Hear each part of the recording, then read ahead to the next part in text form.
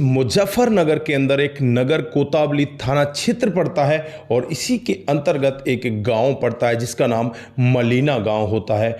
15 फरवरी सुबह के करीब 9 बजे का वक्त रहा होगा जब कुछ महिलाएं ईंट भट्टे पर काम करने के लिए जाती हैं तो रास्ते में झाड़ियों में एक ऐसा सामान देखती हैं जिसे देखकर उनकी चीख निकल आती है और जब आसपास के लोग वहां पर पहुंचते हैं तो वहां जाकर देखते हैं एक डेड बॉडी पड़ी हुई है जो गांव के ही एक व्यक्ति की है। दोस्तों, गांव के लोग उसे पहचान जाते हैं कि ये गांव का ही व्यक्ति संदीप है जिसकी उम्र 30 साल है। दोस्तों, अब संदीप के घर वालों को जब इस सब के बारे में बताया जाता है तो उसकी पत्नी दहाड़े मार मार कर रोने लगती है। पत्नी का नाम मीनाक्षी होता है जिसकी उम्र 28 साल होती है। दोस्तों, इधर संदीप के पिता भंवर सिंह भी मौके पर पहुंच जाते हैं। वहां पहुंचने के बाद वो भी दहाड़े मार मार कर रोने लगते हैं। पुलिस मौके पर पहुंच जाती है। पुलिस डेड बॉडी को अपने कब्जे में लेती है, उसके बाद पोस्टमार्टम के लिए भेज देती है। इधर जब पिता से पूछताछ की जाती है कि तुम्हारे बेटे की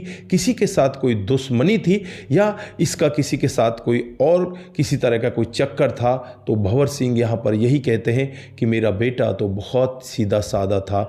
गांव के लोगों से भी जब पता किया जाता है तो वहां पर भी यही खुलासा होता है कि जो बेटा था वो बहुत ही सीधा साधा था। वो तो हर किसी से हंस हंस कर बातें किया करता था, उसका तो किसी के साथ कोई द्वेष भाव हो ही नहीं सकता। अब यहाँ पर पुलिस अपनी पूरी जानकारी जुटाने में लग जाती है और संदीप सिंह के मोबाइल की CDR रिपोर्ट, कॉल डिटेल वगैरह निकालती है, लेकिन उससे कुछ भी पता नहीं चलता। और अब यहाँ पर जो पत्नी मीनाक्षी है उसके ऊपर पुलिस का शक जाने लगता है। पुलिस जब यहाँ पर मीनाक्षी की हालत को देखती है तो उनका शक एक बार के लिए ख़त्म हो जाता, क्योंकि मीनाक्षी ऐसे वहाँ पर विलाप कर रही होती है, ऐसे रो रही होती है मानो इसका सब कुछ लुट चुका है।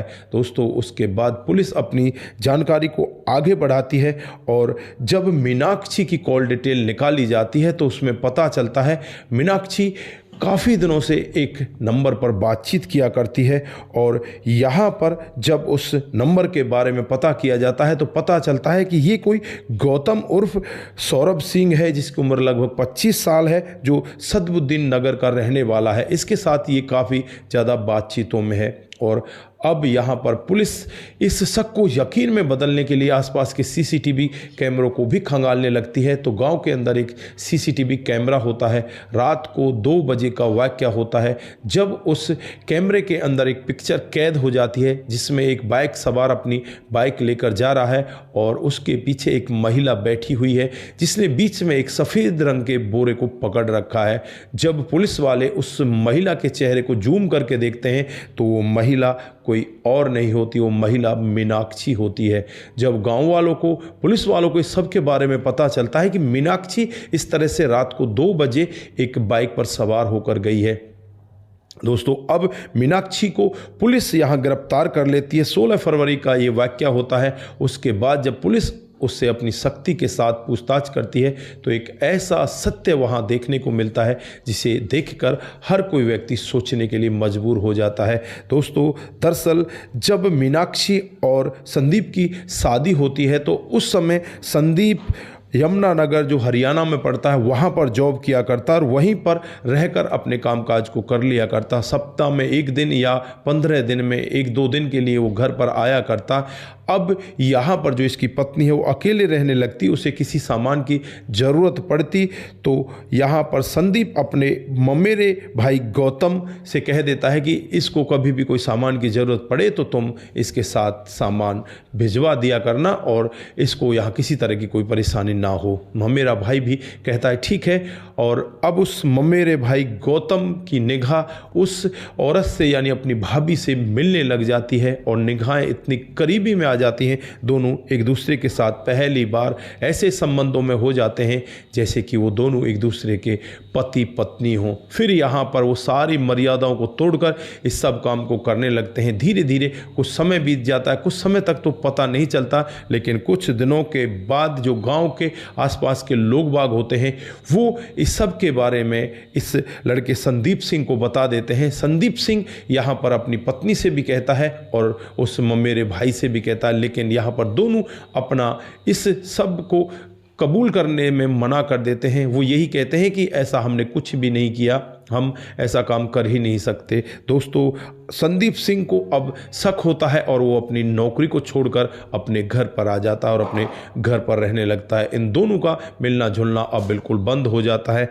और एक दिन का वाकया होता है, जब संदीप सिंह बाजार गया हुआ होता है तो पीछे से जो पत्नी मीनाक्षी है अपने प्रेमी को घर पर बुला लेती है। और फिर जब संदीप सिंह वापस आता है, क्योंकि संदीप सिंह का बाजार जाना एक बहाना था, उन्हें तो इन लोगों को रंगे हाथों पकड़ना था। और जब घर के अंदर आकर जो दृश्य देखता है, उसकी आंखें फटी की फटी रह जाती हैं। उसकी पत्नी उसके ममेरे भाई के साथ आपत्तिजनक स्थिति में होती है। दोस्तों, आनन फानन में ही अब वो भाई वहाँ से भागने लगता है। जो संदीप सिंह होता है उसे बुरा भला कहता है, इधर अपनी पत्नी को भी बहुत बुरा भला कहता है। पत्नी यहाँ पर यही कहती है कि मुझसे गलती हो गई, दोबारा ऐसा नहीं होगा। संदीप सिंह सोचता है कि शायद ये अब समझ जाएगी और फिर यहाँ पर इसके ऊपर पाबंदी लगा देता है कि तू कभी भी उस लड़के से बातचीत नहीं करेगी, ना ही तू कभी घर से बाहर निकलेगी। ये बहुत ही ज़्यादा परेशान होने लगती है। परेशान होकर छुप छुपा कर एक दिन वो उस लड़के से बातचीत करती है, गौतम से, और उससे यही कहती है कि अगर हम दोनों को नहीं मिलना है तो आप इस रिश्ते को ख़त्म कर दो, और अगर मिलना है तो मेरे पति को रास्ते से हटाना होगा। दोस्तों, गौतम भी इस सब मामले में तैयार हो जाता है और तैयार होकर फिर ये दोनों प्लान बनाने लगते हैं। प्लान के तहत ही 14 फरवरी का समय चुना जाता है। 14 फरवरी 2026 का वाकया होता है, जब संदीप मुजफ्फरनगर से नौकरी करके अपने घर की तरफ आ रहा होता है। जो गौरव होता है वो बाइक लेकर पहले ही इस गांव में इंतजार कर रहा था। तो गौरव को संदीप देखता है तो दोनों में आपस में बहुत ज़्यादा झड़प हो जाती है। और जो संदीप है वो गौरव से कह देता है कि तू हमारे गांव में मत दिखाकर, तू यहाँ से निकल जा, नहीं तो तेरे लिए अच्छा नहीं होगा। दोस्तों, उसके बाद यहाँ पर जो संदीप है वो अपने घर की तरफ आ जाता है। पत्नी आज संदीप का ऐसा स्वागत कर रही थी कि मानो आज संदीप के लिए ही वो सज धज कर तैयार हुई है। दोस्तों, यहाँ संदीप को खाना खिलाया जाता है, लेकिन उस खाने में कुछ नींद की गोलियां मिला दी जाती हैं और फिर खाना खाकर संदीप एकदम से बेसुध अवस्था में सो जाता है। और अब यहाँ पर जो पत्नी है वो गौरव को फ़ोन करती है और गौरव से कहती है कि संदीप सो गया है, तू अब फटाफट आ जा। गौरव पहले से ही अपने साथ एक हथौड़ा लेकर आया था और जब यहाँ पर ये प्रेमी प्रेमिका दोनों के दोनों ही संदीप सिंह को बेसुध अवस्था में सोता हुआ देखते हैं तो ताबड़तोड़ इसके ऊपर हथौड़े से वार कर देते हैं और इसे वहीं पर मौत के घाट उतार दिया जाता है। उसके बाद यहाँ पर इनकी प्लानिंग भी स्टार्ट होती है। एक बोरा इनके पास पहले ही होता है, उस बोरे में इस संदीप सिंह की डेड बॉडी को पैक किया जाता है और दूसरा एक बोरा और लिया जाता है। उसमें जो इनके कपड़े खून वगैरह के हो जाते हैं, हथौड़ा वगैरह जो सामान होता है उसको भी पैक किया जाता है। और फिर यहाँ पर संदीप सिंह की डेड बॉडी को लेकर उसी बाइक पर, जिस बाइक को ये लड़का गौरव लेकर आया था, पीछे ये महिला मीनाक्षी बैठ जाती है और आगे गौरव चलाने लगता है और इसे जंगल की तरफ झाड़ियों में जाकर फेंक कर वहाँ से ये वापस आते हैं और जो हथौड़ा और कपड़े वगैरह होते हैं उन्हें पास के ही एक नाले में फेंक देते हैं। और उसके बाद ये घर पर ऐसे आ जाते हैं जैसे इन्होंने कुछ किया ही नहीं। दोस्तों, रात को ही फिर ये दोनों एक दूसरे के साथ संबंधों में होते हैं और उसके बाद जो ये गौरव होता है वो यहाँ से ऐसे भाग जाता है कि जैसे अब तुम्हारे बारे में किसी को कुछ पता ही नहीं चलेगा। और उसके बाद जैसे ही अगली सुबह आती है, अगली सुबह जो लेडीज़ होती हैं वो जब भट्टे पर काम करने के लिए जा रही थी तो उन्हें झाड़ियों में एक डेड बॉडी मिलती है और उस डेड बॉडी को देखते ही वो पहचान जाती हैं, चीखने लगती हैं, चिल्लाने लगती हैं और तुरंत ही वहाँ पर पुलिस पहुँच जाती है। दोस्तों, पहली बार में मीनाक्षी ऐसा दिखा रही थी कि इसको कुछ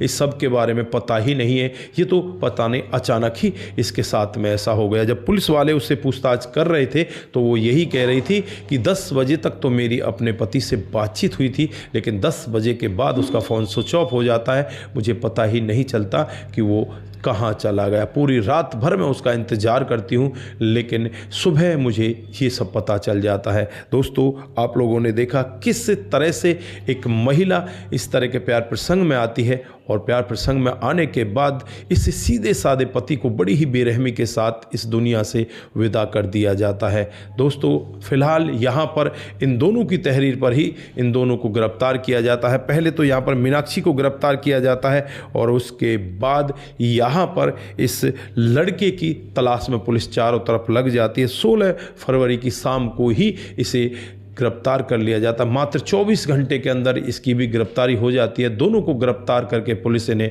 जेल के अंदर बंद कर देती है और पुलिस दावा करती है कि कड़ी से कड़ी इन दोनों को सजा दिलाई जाएगी। दोस्तों, इस घटनाक्रम को जब भी गांव का कोई भी लोग वाग सुनता है, मलीरा गांव में पूरे के पूरे में दहशत का माहौल है।